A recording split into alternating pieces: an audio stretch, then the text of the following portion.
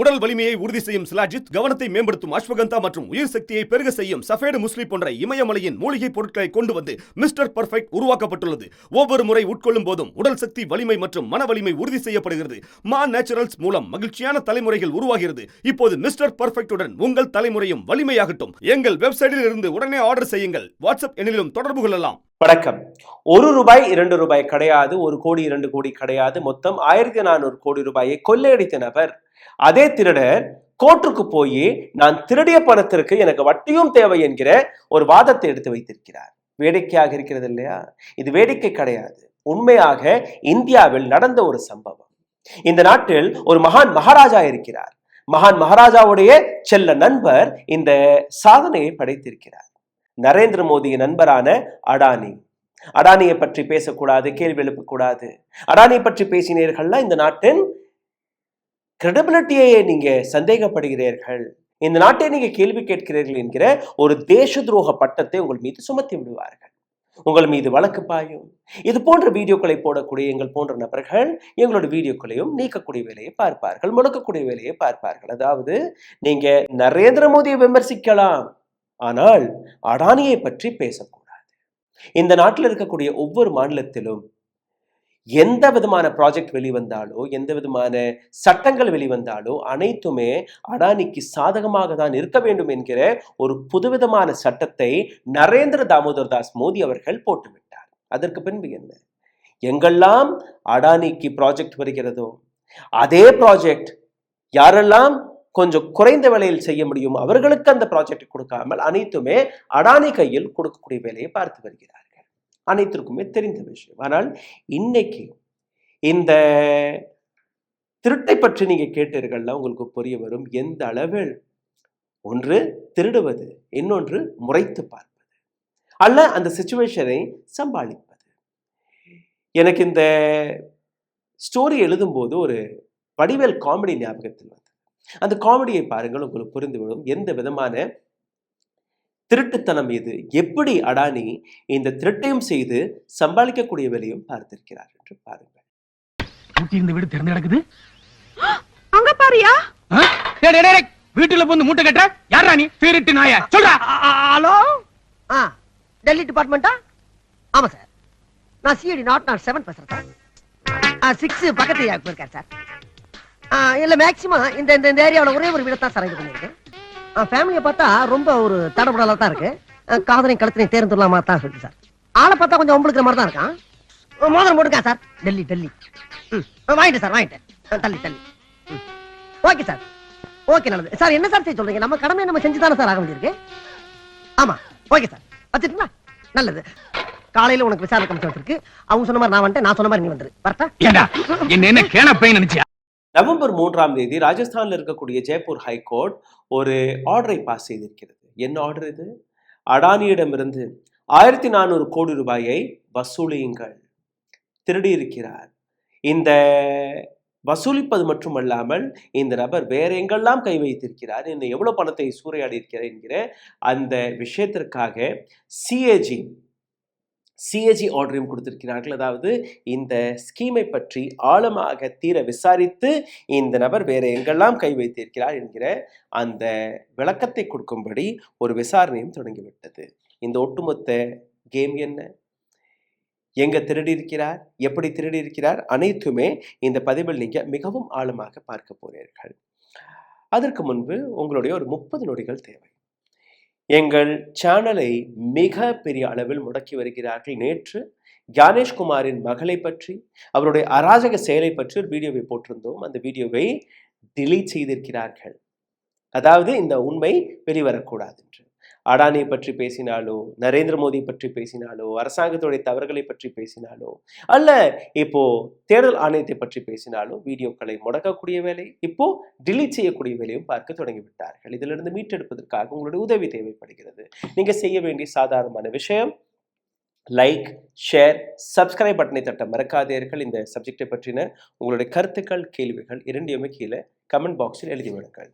இதை செய்தாலே போதும், இந்த வீடியோவை ஏராளமான நபர்களிடம் எடுத்துச் செல்லலாம். இதை தாண்டி உங்களுடைய வாட்ஸ்அப், உங்களுடைய ஃபேஸ்புக், உங்களுடைய யூடியூபில் இந்த வீடியோவை டவுன்லோட் செய்து நீங்கள் பகிர்ந்து கொள்ளுங்கள். காரணம், இது போன்ற வீடியோவை ஒரு இடத்தில் delete செய்தாலும் உங்களுடைய சேனலில் இது delete செய்யப்படாது. ஏராளமான நபர்கள் இதை பார்ப்பார்கள்.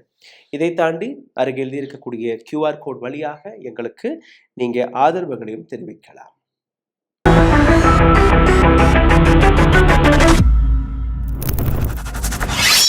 2018 2023 ஆண்டு, அதாவது அந்த 5 ஆண்டுகள் நீங்க பார்த்தீர்கள்னா, முக்கியமாக ராஜஸ்தான் அல்ல ஏராளமான மாநிலங்கள் எங்கெல்லாம் அடானி பவர் பயனில் இருக்கிறதோ அந்த அனைத்து இடங்கள்லையுமே எலக்ட்ரிசிட்டி மின்சார பில்லில் ஒரு லைன் எழுதப்பட்டது. இந்த லைன் என்ன?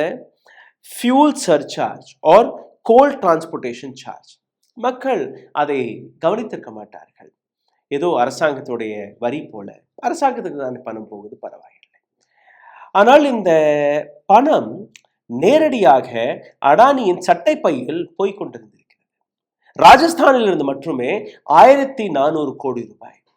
இப்போ பீகாரில், அசாமில், ஹரியானாவில், இது போன்ற மற்ற மாநிலங்கள் எங்கெல்லாம் அடானியோடைய பவர் மக்களிடம் போகிறதோ அந்த அனைத்து இடங்களிலுமே எந்த அளவில் அடானி திருட்டு வேலையை பார்த்து வருகிறார் என்று பார்க்க வேண்டும், புரிந்து கொள்ள வேண்டும். ஜெய்ப்பூர் ஹைகோர்ட் கூறிய விஷயம், and I'm quoting what Jaipur High Court had said. The coal transportation expense shown by Adani Power was 3 times higher than the actual expense. Adani Power இந்த டிரான்ஸ்போர்ட்டேஷன் சார்ஜஸை எழுதியிருக்கிறார்களோ அவர்கள் காட்டிய எக்ஸ்பென்ஸை விட 3 மடங்கு அதிகமாக இருக்கிறது. 50 to 80 paisa extra was charges on every single unit of electricity. மக்கள் பயன்படுத்திய ஒவ்வொரு யூனிட்டுக்கும் 50 to 70 பைசா அதிகமாக அடானி சார்ஜ் செய்திருக்கிறார். அரசாங்கத்தை கைக்குள் போட்டு ஒட்டுமொத்த திருட்டை இவர்கள் செய்தது மட்டுமல்லாமல், அந்த திருடிய பணத்தை கிளைம் செய்தது மட்டுமல்லாமல் அதற்கான வட்டியையும் கேட்டிருக்கிறார் மிஸ்டர் அடானி. அதனால்தான் அந்த வடிவேல் காமெடியை உங்களுக்கு எடுத்து காட்டினேன். பிடிபட்ட உடனே அப்படியே ஜேபில் கையை விட்டு போலீஸ்க்கு ஃபோன் செய்யும்படி அப்படியே சுருட்டிட்டு ஓடுறது. அதைத்தான் அடானி செய்து கொண்டிருக்கிறார். இந்த ஒட்டுமொத்த விவகாரத்தில் நீங்கள் பார்த்தீர்கள்னா, ஒரு அஃபிஷியல் ராஜஸ்தான் எனர்ஜி டிபார்ட்மெண்ட்டில் வேலை பார்க்கக்கூடிய நபர் கொடுத்த ஸ்டேட்மெண்ட், குறைஞ்சபட்சம் 10 to 15% மக்களுடைய எலக்ட்ரிசிட்டி பில்லில் கூடுதல் வேட்டையை போட்டிருக்கிறார் அடானி. 10 to 15%. அப்போ 1000 ரூபாய் உங்களுக்கு பில் வந்துச்சுன்னா நீங்க கட்டுறது எவ்வளோ? 1150, 150 ரூபா, 1000 ரூபாய் பில் மீது. இந்த ஒட்டுமொத்த விவகாரத்தை மிகவும் ஆழமாக காட்டுவதற்கு முன்பு அடானி இங்கே மட்டும் கை வைக்கவில்லை. இதே போன்று நீங்க பார்த்தீர்கள்னா பீகாரில் இதே போன்ற திருட்டு வேலையை பார்த்திருக்கிறார். ஆர்கே சிங் பிஜேபியின் ஒரு தலைவர், யூனியன் பவர் மினிஸ்டர். 2017 ஆண்டிலிருந்து 2024 வரை யூனியன் பவர் மினிஸ்டராக இருந்த இந்த நபர் ஏபிபி நியூஸிற்கு கொடுத்த ஒரு இன்டர்வியூவில் மிகப்பெரிய அளவில் ஒரு எக்ஸ்போஷரை செய்தார். 2400 மெகாவாட்ஸ் பவர் பிளான்ட் பாகல்பூர் பீகாரில் அடானி கையில் போனது. அதற்காக இந்த 1 ரூபாய் ஏக்கர் நிலத்தை எல்லாம் கொடுத்தார்கள்.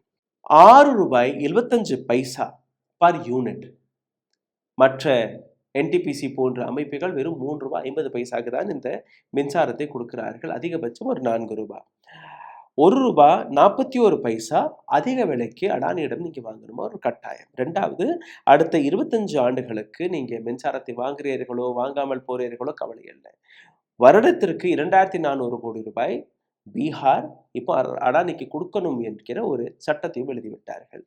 இந்த எக்ஸ்போஷரை வெளிக்காட்டியவுடன் ஏபிபி நியூஸ் அந்த ஸ்டேட்மெண்ட்டை போட்டார்கள். ஆனால் கொஞ்ச நேரத்திலேயே அதை டிலீட் செய்து விட்டார்கள். ஆட்சி மாறிய உடனேயே இப்போ அவருக்கு பதவியும் போய்விட்டது.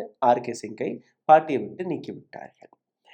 என்டிபிசி கொடுத்த தகவல் படி நீங்கள் பார்த்தீர்கள்னா, எந்த பவர் ப்ராஜெக்டை அடானி 2400 கோடி ரூபாய் செலவில் கொண்டு வந்திருக்கிறாரோ அதே பவர் ப்ராஜெக்டை எங்களால் வெறும் 10 கோடி ரூபாயில் முடித்திருக்க முடியும். வெறும் 10 கோடி ரூபாய் செலவில் எந்த பவர் ப்ராஜெக்ட் நடந்திருக்க வேண்டுமோ அதற்கு அரசாங்கம் 24,000 கோடி ரூபாயை கொடுத்துள்ளது. இது எந்த விதமான டெவலப்மெண்ட் என்று எனக்கு தெரியவில்லை. மக்களுடைய டெவலப்மெண்ட்டா இல்லை அடானியோடைய டெவலப்மெண்ட்டாக நீங்கள் பாருங்கள். சரி, ராஜஸ்தானில் எப்படி அடானி திருடி சிக்கிய பின்பு மிரட்டி கொண்டிருக்கிறார் என்று நீங்க பார்க்க வேண்டும். Coal mining transportation deal. Rajasthan Rajya Vidyut Utpadan Nigam limited, இது ராஜஸ்தான் அரசாங்கத்துடைய கம்பெனி. இதற்கும் Adani group led joint venture by Parsa Kente collieries limited, இது அடானியுடைய ஒரு ஜாயிண்ட் வெஞ்சர். இந்த இரண்டு நிறுவனங்களுக்கு நடுவே இந்த டீல் நடந்திருக்கிறது. அடானி 74% ஸ்டேக் ஹோல்டர், ராஜஸ்தான் அரசாங்கம் 26% ஸ்டேக் ஹோல்டர். சத்தீஸ்கர்ல இருக்கக்கூடிய ஹஸ்தே ஃபாரஸ்ட்ல இருந்து இந்த கோல் நிலக்கரியை கொண்டு வர வேண்டுமா? அந்த நிலக்கரியை கொண்டு வந்து ராஜஸ்தான்ல மின்சாரத்தை தயாரித்து அடானி அந்த மின்சாரத்தை விற்று கொண்டிருக்கிறார். சரி, இந்த நிலக்கரி எப்படி கொண்டு வரலாம்? ரயில் வழியாக கொண்டு வாருங்கள். ஆனால் அந்த ஹஸ்தே ஃபாரஸ்ட்ல இருந்து அருகே இருக்கக்கூடிய ரயில்வே ஸ்டேஷன் கொஞ்சம் தொலைவு, ரயில்வே ட்ராக்கே கிடையாது. இந்த ஒப்பந்தத்தில் நீங்க பார்த்தீர்கள்னா ஒட்டுமொத்த டிரான்ஸ்போர்ட்டேஷனுக்கான செலவு அடானி நிறுவனத்தின் மீது தான் இருந்திருக்கிறது. அடானி தான் அதற்கான பொறுப்பு. அதாவது ரயில்வே ட்ராக்கை போடுவது கூட அடானி தான் போட்டிருக்க வேண்டும், ஆனால் அது போடவில்லை.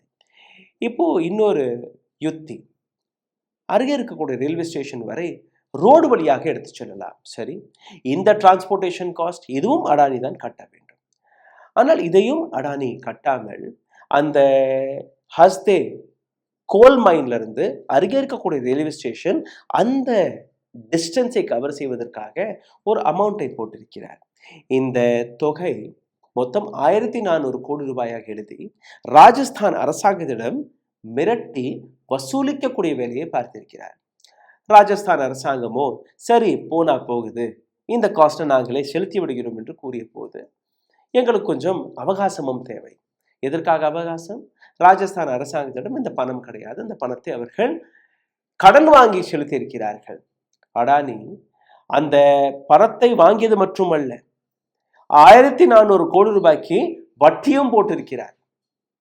கான்ட்ராக்ட்ல அடானி தான் இந்த ஒட்டுமொத்த டிரான்ஸ்போர்ட்டேஷனுக்கான பொறுப்பு என்று எழுதியிருக்கிறது. எங்கேயுமே ராஜஸ்தான் அரசாங்கம் இந்த பணத்தை கொடுக்க வேண்டிய அவசியமே கிடையாது. ஆனால் நரேந்திர மோடியின் மகிமை, அரசாங்கம் கொடுக்க தயாரான பின்பு கூட இது எனக்கு பத்தாது, இதுக்கு வட்டியும் போட்டு கொடுங்க என்று மிரட்டக்கூடிய வேலையை அடானி பார்த்ததுக்கு பின்புதான் இது எங்கேயுமே நிற்க போவதில்லை. ராஜஸ்தான் மின்சார போர்டு ஜெய்ப்பூர் வரை இந்த வழக்கு எடுத்து சென்றிருக்கிறது.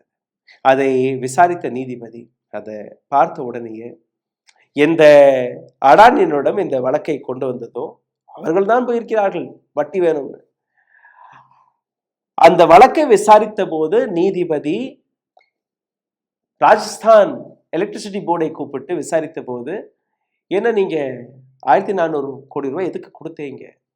இல்லை சார், அது ஏதோ டிரான்ஸ்போர்ட், அதை இங்கே பேப்பர்லேயே கிடையாது, எங்கேயுமே கிளாஸ்லேயே கிடையாது, அவங்க தானே பொறுப்பு. இந்த ஒப்பந்தத்துடைய அதிக ஸ்டேக் ஹோல்டர் யார்? அவர்கள் தானே, 78% அவர்கள்ட்ட இருக்கு, உங்கள்ட்ட இருப்பது மீதம் தானே. அப்போ எப்படி? இந்த கேள்வியை விசாரித்தது மட்டுமல்லாமல் அடானி நிறுவனத்தின் மீது 50 லட்சம் ரூபாய் ஃபார் மிஸ்லீடிங், பொய் பேசியதற்காக ஃபைனை போட்டிருக்கிறார்கள். இதை தாண்டி சிஏஜி ஆடிட் ரிப்போர்ட், சிஏஜி ஆடிட்டிற்கான ஒரு உத்தரவையும் போட்டிருக்கிறது ராஜஸ்தானின் ஜெய்ப்பூர் ஹைகோர்ட். அந்த நீதிபதியை எப்போ டிரான்ஸ்ஃபர் செய்ய போறார்கள், அந்த நீதிபதிக்கு எந்த விதமான வழக்குகள் பாயப்போகிறது, இதை பொறுத்திருந்து பார்க்கலாம். ஆனால் இந்த ஒட்டுமொத்த விஷயத்தை இதற்கும் மேல் ஆழமாக புரிந்து கொள்ளுங்கள். Adani power Rajasthan private limited இந்த ஒட்டுமொத்த விஷயத்தில் கிட்டத்தட்ட 6000 கோடி ரூபாய் இன்டைரக்ட்லி ஓவர் சார்ஜ் செய்ததாக ஒரு ரிப்போர்ட்டும் வெளியாகி இருக்கிறது. இது 1400 கோடி ரூபாய் அல்ல, இது மொத்தம் 6000 கோடி ரூபாய். 2006-7 ஆண்டு ஒரு கோல் பிளாக் அலோகேஷன் நடந்தது. அப்போ நீங்க பார்த்தீர்கள்னா chief minister Vasundhara Raje Scindia, BJP in chief minister, BJP தான் அங்கே இருந்தது. 2007 ஆண்டு இந்த ஜாயிண்ட் வெஞ்சர் கையெழுத்திடப்பட்டது. 2013 ஆண்டு ஒரு அரேஞ்ச்மெண்ட், அதாவது நாங்கள் 1400 கோடி ரூபாய் செலவழித்திருக்கிறோம் இந்த டிரான்ஸ்போர்ட்டேஷன் என்கிற பேரில், இதை நீங்கள் கொடுக்கணும் என்று. இந்த ஃபைல் டேபிளில் வரும்போது அந்த ஃபைலில் 1400 கோடி ரூபாய்க்கு மேலே 65 கோடி ரூபாய் இன்னும் எக்ஸ்ட்ராவாக எழுதியிருக்கிறது. இந்த 65 கோடி ரூபாய் பற்றி கேட்கும்போது இது இந்த 1400 கோடி ரூபாய்க்கான வட்டி என்று கூறியிருக்கிறார்கள். 2014ஆம் ஆண்டு இது எங்களால் கொடுக்க முடியாது, 1400 கோடி ரூபாய் வேணா நாங்கள் கொடுக்குறோம், இந்த 65 கோடி ரூபாய் எங்களால் கொடுக்க முடியாது என்று அவர்கள் மறுக்கும்போது அடானி இந்த விஷயத்தை சுப்ரீம் கோர்ட் வரை எடுத்து சென்றிருக்கிறார். அதாவது இந்த அளவில் நாங்கள் உழைத்திருக்கிறோம், ஆனால் எங்களுடைய பணத்தை இவர்கள் கொடுக்க மறுத்து வருகிறார்கள் என்று. 2016-19ஆம் ஆண்டு மைனிங் ஆபரேஷனுடைய ஓவர் சார்ஜ் 3 to 4 வருடங்கள் வரை இவர்கள் டீலே செய்திருக்கிறார்கள். அதனால் எங்களுக்கு இந்த வட்டி வேணும். 2020ஆம் ஆண்டு ராஜஸ்தான் அரசாங்கம் ஒரு இனிஷியேட்டிவ் எடுத்திருக்கிறார்கள். இங்கே நடந்த அனைத்து ஜேவி ப்ராஜெக்ட்ஸ்களுமே நீங்கள் அங்கே நடக்கக்கூடிய இர்ரெகுலாரிட்டிஸ்களை பற்றி நீங்கள் ஆழமான ஒரு ரிசர்ச்சை செய்யுங்கள். இப்போ யார் இந்த இடத்துல காங்கிரஸ் அரசாங்கம் வந்துவிட்டது. 2020-24ஆம் ஆண்டு நீங்கள் பார்த்தீர்கள்னா ஒரு parallel Adani Rajasthan power dispute, இந்த டிஸ்பியூட்டுக்கான மொத்த தொகை 6000 கோடி ரூபாய். அதிலிருந்து வெறும் டிரான்ஸ்போர்ட்டேஷன் என்கிற பெயரில் 1400 கோடி ரூபாயை அடானி கேட்டதாக, அதற்கான வட்டியை கேட்டதாக ஒரு வழக்கு ராஜஸ்தான் ஹைகோர்ட்டிடம் போகிறது. சுப்ரீம் கோர்ட்டில் போய் அது ராஜஸ்தான் ஹைகோர்ட்டிற்கு மாறுகிறது. இதற்கான விசாரிக்கும் போது அப்பவே 50,000 கோடி ரூபாயை அடானி மீது ஒரு ஃபைனாக போட்டிருக்கிறார்கள். அடானி அங்கேயும் அடங்கவில்லை. அடுத்தபடியாக 65 கோடி ரூபாய் எங்களுக்கு கொடுத்தே தீர வேண்டும் என்கிற இன்னொரு சதிவேலையை பார்த்திருக்கிறார். ஜூலை 5ஆம் தேதி ஜெய்ப்பூர் டிஸ்ட்ரிக்ட் ஹைகோர்ட் இதை விசாரித்து உடனுக்குடன் இதை பற்றின ஒரு சிஏஜி ரிப்போர்ட், இதை தாண்டி அடானி மீது 50 லட்சம் ரூபாய் அதற்கான ஃபைனும் கொடுக்க வேண்டும் என்று கூறியிருக்கிறார்கள். இந்த வழக்கு நவம்பர் மாதம் 5ஆம் தேதி மீண்டும் ஒரு முறை வந்தது. இப்போ அடுத்த விசாரணை 26ஆம் தேதி நவம்பர் மாதம் நடக்கப் போகிறது. அப்போ 26ஆம் தேதி வரை நீதிபதி இதே ஹைகோர்ட்டில் இருப்பாரா, அல்ல டிரான்ஸ்ஃபர் செய்யப்படுவாரா, அல்ல அடானிக்கு இந்த 65 கோடி ரூபாயும் எப்படி வாங்கி கொடுக்கலாம் என்கிற வேலையை நரேந்திர மோடி பார்க்க போறார் என்று நீங்க பொறுத்திருந்து பார்க்கணும். 2020ஆம் ஆண்டிலிருந்து 24ஆம் ஆண்டு வரை 7 முறை மிக முக்கியமான பவர் சட்டங்களை, பவர் டிபார்ட்மெண்ட்ல இருக்கக்கூடிய சட்டங்களை மோடி அரசாங்கம் மாற்றியிருக்கிறது. இது மட்டுமல்ல, pressure on PPA, public private பார்ட்னர்ஷிப்ல எங்கெல்லாம் இந்த புதிய ப்ராஜெக்ட்ஸ்கள் வருகிறதோ அந்த அனைத்து ப்ராஜெக்ட்ஸ்களுமே அடானிக்கு மட்டுமே போக வேண்டும் என்கிற ஒரு சட்டங்களை கொண்டு வந்திருக்கிறார்கள். இதே போன்றுதான் அசமில் நடந்தது, இப்போ பீகாரிலும் அப்படித்தான் நடக்கிறது. RK சிங் அடானியை பற்றி பேசினால் அவரை நீங்க பாட்டியை விட்டு நீக்கி விட்டீர்கள். இந்த ஒட்டுமொத்த விஷயத்தில் இன்னொரு ஆங்கிளை நீங்க பார்க்க வேண்டும்.